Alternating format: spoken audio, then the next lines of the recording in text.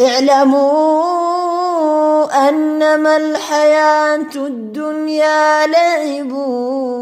ولهو وزينة وتفاخر بينكم وتكاثر في الأموال والأولاد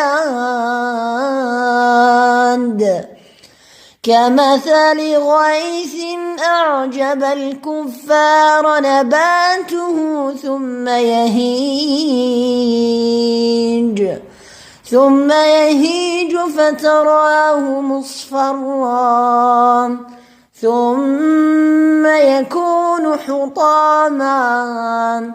وفي الآخرة عذاب شديد ومغفرة من الله ورضوان وما الحياة الدنيا إلا متاع الغرور سابقوا إلى مغفرة من ربكم وجنة عرضها كعرض السماء والأرض أعدت للذين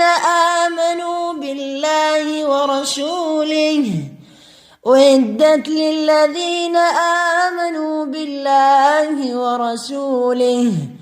ذلك فضل الله يؤتيه من يشاء